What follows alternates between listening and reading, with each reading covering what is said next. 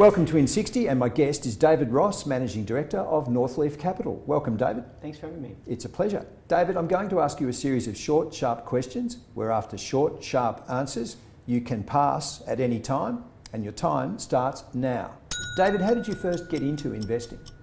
I started my career in banking during the tech.com bubble, so took any number of businesses public, walkmydog.com type business models. And when you go through that and you see how the markets completely fell apart, we as a business actually had to refocus on raising capital through the private markets. So I suddenly saw what it meant for companies to come in, underwrite business models and business plans, debt or equity, from a more fundamental perspective, taking a long-term perspective on value creation. Enormously powerful for me in terms of seeing the power that private market capital can bring, and that's what started the rest of my career. What's been your greatest challenge along that journey? My wife would kill me if I didn't say family. Family is always a big difficulty, and there's always challenges in managing both business and work.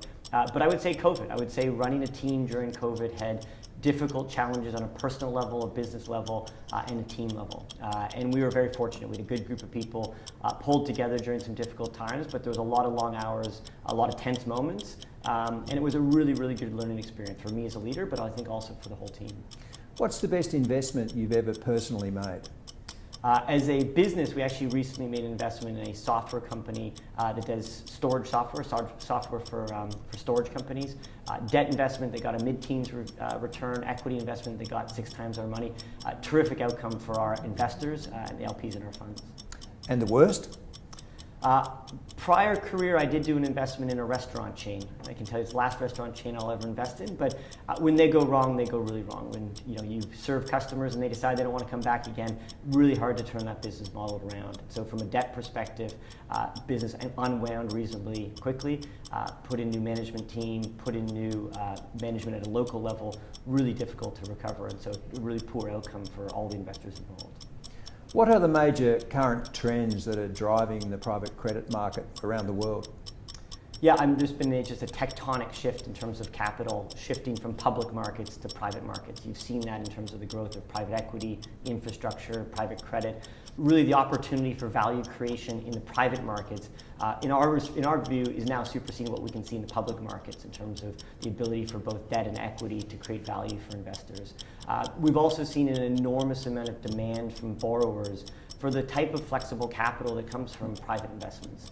Giving managers the ability to think about business models over years or even decades instead of thinking quarter to quarter.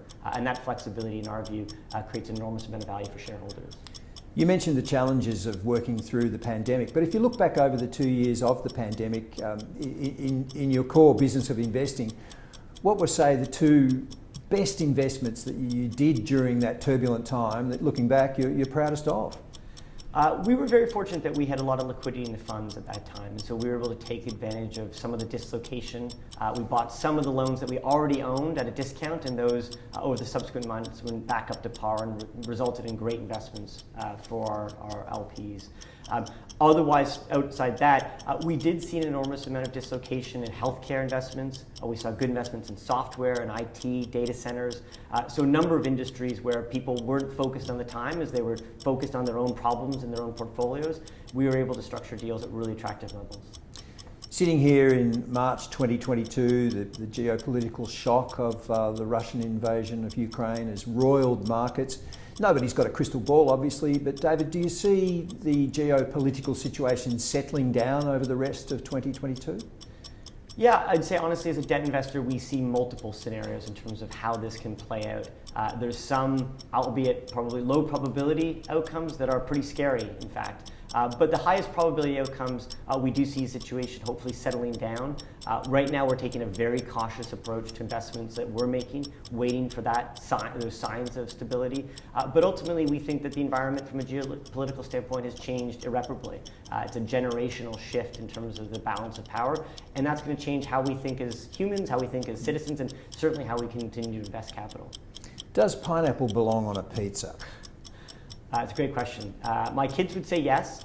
I would say as a kid I liked it, but now it's a bit soggy and probably not great, so I'd say no. What's the best piece of advice you could give investors given rising inflation, how to handle that? Yeah, we've done a lot of investigation into our portfolio and the impacts that wage inflation, commodity inflation have, and really ensuring that the businesses that you have pricing power, that they can pass through what are real, sustainable, and probably continuing levels of inflation in the market. And so really focusing on the business model and the type of pricing power they have to pass those along. Across the areas in which Northleaf invests, what are the areas you're finding most exciting in the markets at the moment? Yeah, specialty finance is an area where we've got a dedicated team. This is where we're investing in things like music royalties, commercial and consumer litigation, factoring. I actually met with a couple CEOs here in Melbourne and in Sydney on the factoring side. Business models that have high growth, tons of diversification, really stable underlying performance. And in Australia, you don't have a banking sector that supports those types of businesses, provides them with the type of capital to grow. So an enormous opportunity for us to really facilitate that growth and generate good returns for our investors. David Ross, thank you very much for being on In 60. Thank you.